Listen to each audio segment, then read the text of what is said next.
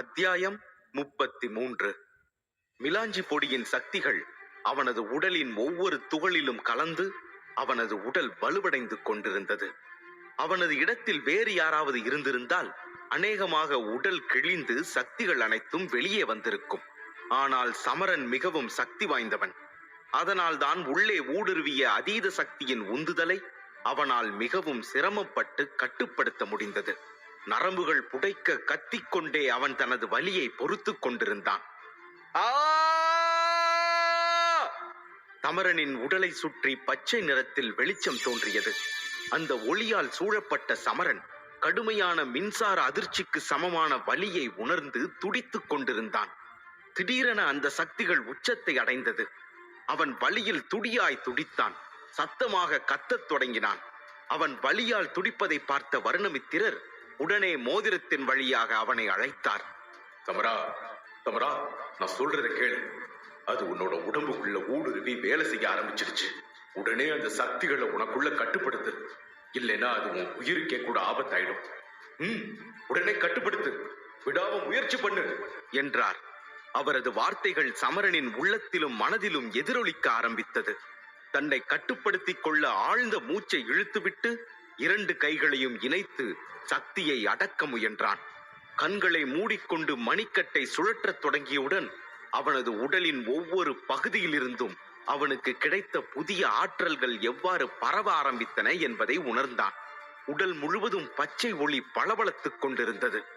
சீக்கிரம் சமரா, நீ உன்னோட ஆன்மாவை பயன்படுத்தி இந்த சக்திகளை கட்டுக்கு கொண்டு வா. இந்த சக்தியை உன்னால கட்டுப்படுத்த முடியலன்னா மறுபடியும் நீ 8 நட்சத்திரத்துக்கு கீழே வந்துடுவ. அப்படி நடக்க கூடாது. அப்படி நடந்தா நீ இத்தனை நாள் பட்ட கஷ்டம் எல்லாம் வீணாயிடும். இப்போ நீ அந்த யவனிகாவை ஜெயிக்கிறத பத்தி யோசி.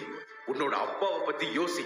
கட்டுப்படுத்து சமரா, நல்ல முயற்சி செய் சமரா என்று சொல்லிக் கொண்டே இருந்தார். அவரது பேச்சை கேட்டு சமரன் தலையசைத்து மேலும் ஆழமாக சக்திகளின் மீது கவனம் செலுத்த தொடங்கினான். சில கணங்களுக்கு பிறகு திடீரென்று அவனது ஆன்மா அத்துமீறி வெளியேற துடிக்கும் சக்திகளை வெல்லத் தொடங்கியது. அவனுடைய தலைக்கு மேல் ஒரு சூறாவளி உருவாகத் தொடங்கியது. இந்த சுழல் காற்று அவன் வாய் வழியாக சென்று அவனது உடலுக்குள் நுழைந்தது. அது மின்சாரத்தை போல மின்னிக் கொண்டிருந்தது. அவன் வலியில் மேலும் முணங்கினான். அப்போது வருணமித்திரர் மோதிரத்தை விட்டு வெளியே வந்து சக்திகளை கட்டுப்படுத்துவதில் சமரன் மிகவும் சிரமப்படுவதை கண்டார். ஆனால் அவனது ஆன்மாவை கொண்டு அவற்றை கட்டுப்படுவதை பார்த்து அவர் ஆச்சரியப்பட்டார்.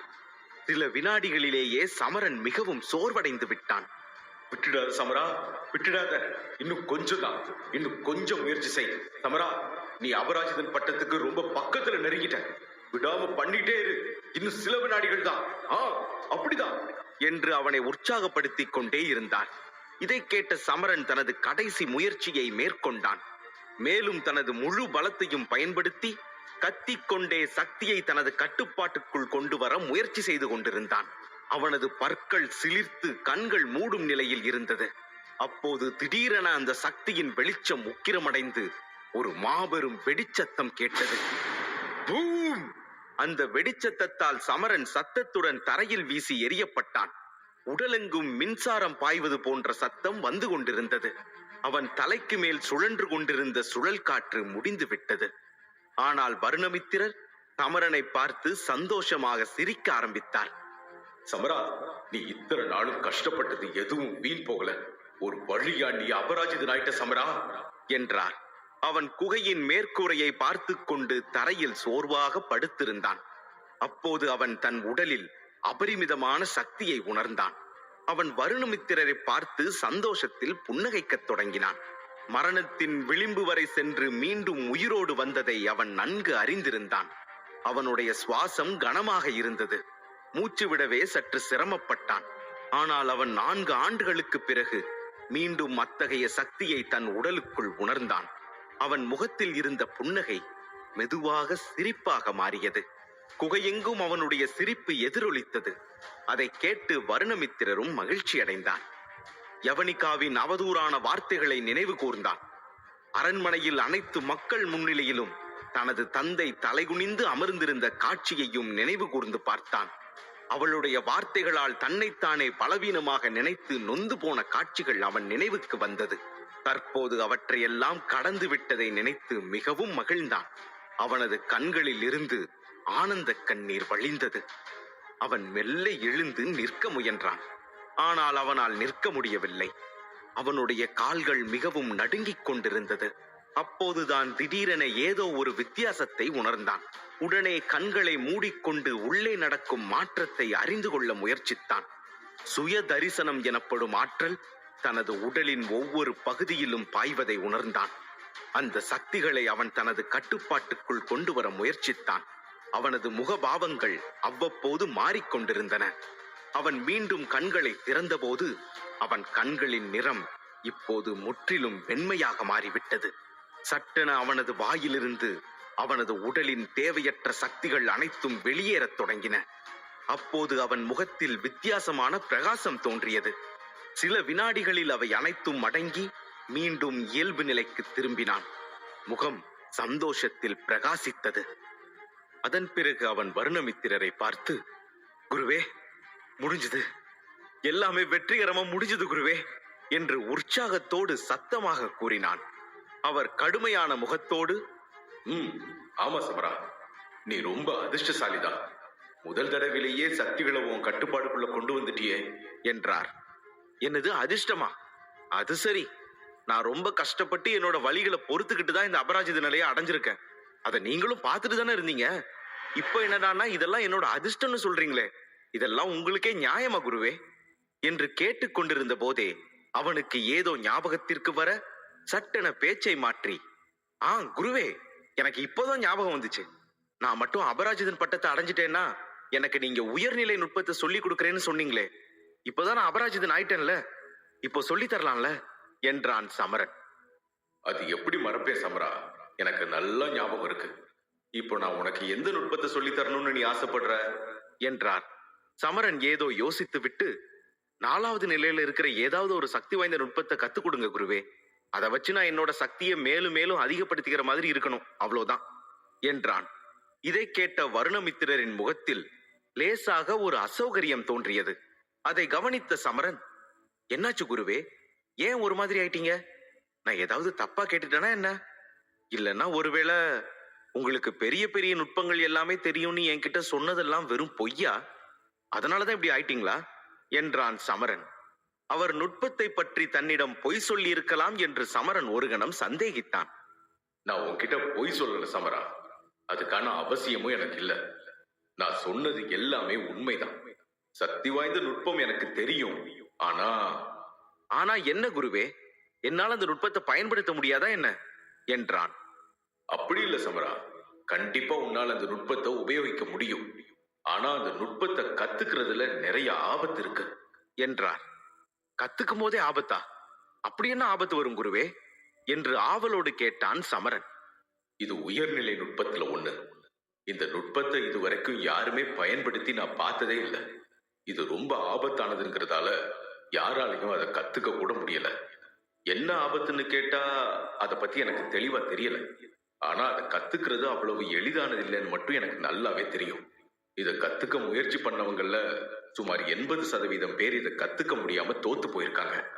20% பேருக்கு தான் இதை கத்துக்கவே வாய்ப்பு இருக்கு என்றார். இதை கேட்ட சமரன் ஆச்சரியத்தோடு, 80% பேருக்கு தோல்வியா என்றான். அவன் ஆச்சரியப்படுவதை பார்த்த வருணமித்திரர் நிதானமாக பதிலளித்தார். ஆமா சமரா, வெற்றிக்கு வெறும் 20% வாய்ப்பு தான். இது ரொம்ப ரொம்ப குறைவுதான், ஆனா அதுதான் உண்மை என்றார். குரு சொல்றதை வச்சு பார்க்கும்போது இது ரொம்ப ரொம்ப ஆபத்தானதா தான் தெரியுது. கத்துக்கிறது கஷ்டம்தான், ஆனா எப்படியாச்சும் கத்துக்கிட்டா போர்க்காலங்கள்ல இது ரொம்ப ரொம்ப உதவியா இருக்கும். நம்ம நாட்டையும் மக்களையும் காப்பாத்த இது கண்டிப்பா பயன்படும். இதை கத்து வச்சுக்கிறது தான் நல்லதுன்னு எனக்கு தோணுது. அது மட்டும் இல்லாம இந்த நுட்பத்தை கத்துக்கிற வாய்ப்பு பல பேருக்கு கிடைக்காது. எனக்கு குரு மூலமா இப்படி ஒரு அருமையான வாய்ப்பு கிடைச்சதே பெரிய விஷயம். இதை நான் கண்டிப்பா தவற விடக்கூடாது. நிச்சயமா இந்த நுட்பத்தை எப்பாடுபட்டாவது கத்துக்கணும் என்று நினைத்தான். அப்போது வருணமித்திரர் தொடர்ந்தார். இந்த நுட்பத்துக்கு இன்னும் சில சிறப்புகளும் இருக்கு. இதோட சக்தி காலம் போக போக அதிகரிச்சுட்டே தான் போகும். இதுல தெய்வீக ஒளிக்கும் முக்கியமான பங்கு இருக்கு சமரா என்றார். தெய்வீக ஒளிக்கும் இதுக்கும் என்ன சம்பந்தம்? முதல்ல இந்த நுட்பத்தோட பேர் என்ன குருவே என்றான் சமரன். நான் இந்த நுட்பத்தை தவறுதலா தான் கத்துக்கிட்டேன். அதனால எனக்கு இதோட பேரு தெரியாது. அதனால நானே இதுக்கு வச்ச பேரு சுடர் மந்திரம். இதோட சிறப்பு என்ன தெரியுமா? நான் ஏற்கனவே சொன்ன மாதிரி காலப்போக்குல இதோட சக்தி அதிகமாகிட்டே போகும். ஆனா அதுக்கு தெய்வீக ஒளியோட துணை இருக்கணும். அதாவது இத கத்துக்கிறவங்க தெய்வீக ஒளிய தங்களுக்குள்ள கொண்டு வர வேண்டி இருக்கும். நான் உனக்கு ஏற்கனவே சொல்லி இருக்கேன், தெய்வீக ஒளி ரொம்ப ரொம்ப ஆபத்தானது. அதை கண்டுபிடிக்கிறதே முதல்ல கஷ்டம். அதுக்கப்புறம் அதை கட்டுப்படுத்துறது அதை விட பெரிய கஷ்டம். நான் முதல்ல இதை கண்டுபிடிக்கும் போது என்னோட உயிரே என்னை விட்டு பிரிஞ்சு போறதை உணர்ந்தேன். ஆனா ரொம்ப சிரமப்பட்டு அதை எதிர்த்து போராடி என்னோட கட்டுப்பாட்டுக்குள்ள கொண்டு வர முயற்சி பண்ணேன். அந்த முயற்சியில தான் நான் என்னோட உடம்பை இழந்துட்டேன். ஒரு ஒளியா தான் இப்ப வாழ்ந்துட்டு இருக்கேன். நான் மட்டும் அந்த ஒளியை எதிர்த்து போராடாம இருந்திருந்தா இன்னைக்கு உன் முன்னாடி இருந்திருக்கவே மாட்டேன் என்றார் வருணமித்திரர். பேசிக்கொண்டே வருணமித்திரர் மீண்டும் அந்த இருண்ட நினைவுகளுக்குள் மூழ்கினார். அன்று நடந்த பயங்கரமான காட்சியை அவர் நினைவு கூர்ந்தார். நினைவு கூர்ந்து பார்க்கும் போதெல்லாம் அவர் முகத்தில் ஒருவித பயம்தான் பிரதிபலித்தது. பின்னர் அவர் ஒரு ஆழமான மூச்சை எடுத்து நினைவுகளிலிருந்து வெளியேறினார். சமரா, இந்த நுட்பத்தை பழகிறதுக்கு ஒரே ஒரு தெய்வீக ஒளி மட்டும் போதாது. ஒண்ணுக்கும் மேற்பட்ட தெய்வீக ஒளிகளை உடம்புக்குள்ள சேகரிச்சு வைக்கணும் என்று சொன்னவுடன், என்னது 2ஆ? ஒரு ஒளி சக்திக்கே நீங்க அவ்வளவு கஷ்டப்பட்டிருக்கீங்க, ஆனா 2 சக்தினா எப்படி குருவே என்று ஆச்சரியத்தோடு கேட்டான் சமரன். நீ சொல்றது சரிதான். அது கிட்டத்தட்ட சாத்தியமே இல்லைன்னு சொல்லலாம். உண்மையை சொல்லணும்னா சக்தி சக்கரவர்த்தி தரத்துல இருக்கிறவங்க கூட அதுக்கு பயப்படுறத நான் பார்த்திருக்கேன். நான் என்ன சொல்றேன்னு உனக்கு ஏதாவது புரியுதா? ஒரே உடம்புக்குள்ள 2 வகையான தெய்வீக ஒளிகளை கொண்டு வர முயற்சிக்கும் போது என்ன நடக்கும்னு நினைச்சு கூட பார்க்க முடியாது இல்லையா சமரா என்றார். அவருடைய எச்சரிக்கையை கேட்டு சமரனும் சற்று பதற்றமடைந்தான். அவன் ஏற்கனவே அபராஜிதனாக மாற மிகவும் அதீத வலியையும் வேதனையையும் கடந்து வந்திருந்தான். ஆனால் தற்போது வருணமித்திரர் ஒரே உடலில் 2 தெய்வீக ஒளிகளை இணைப்பதை பற்றி பேசினார்.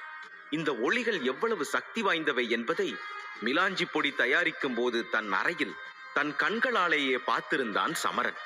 அதனால் தானும் அதை கற்றுக்கொள்வது பற்றி பலமுறை ஆழமாக யோசித்து பார்த்தான். ஒளியை கட்டுப்படுத்தும் செயல்பாட்டில் மிகவும் கவனமாக இருக்க வேண்டியது அவசியம் என்பதை உணர்ந்தான்.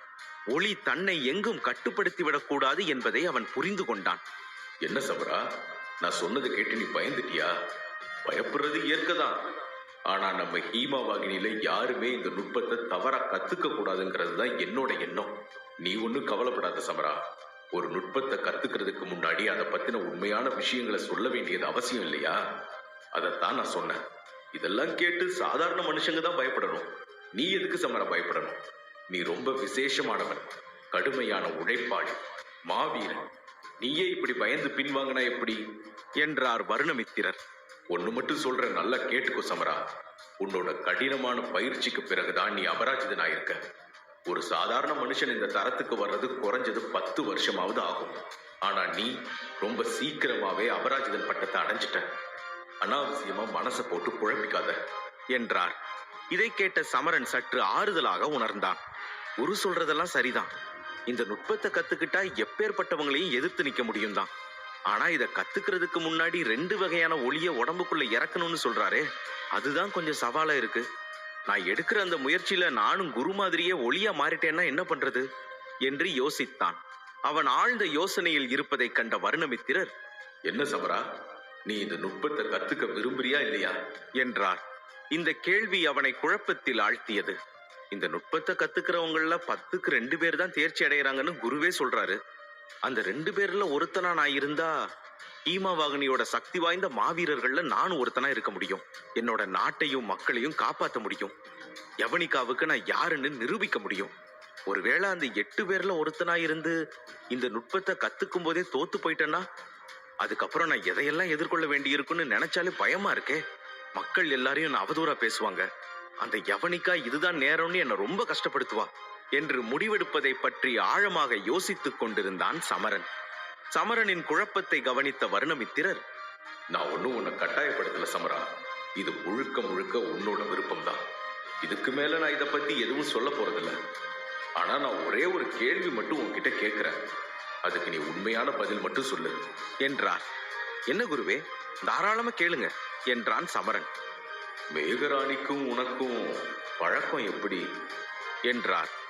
குரு எதற்காக திடீரென மேகராணியை பற்றி கேட்கிறார் என்பதை சமரனால் புரிந்து கொள்ள முடியவில்லை.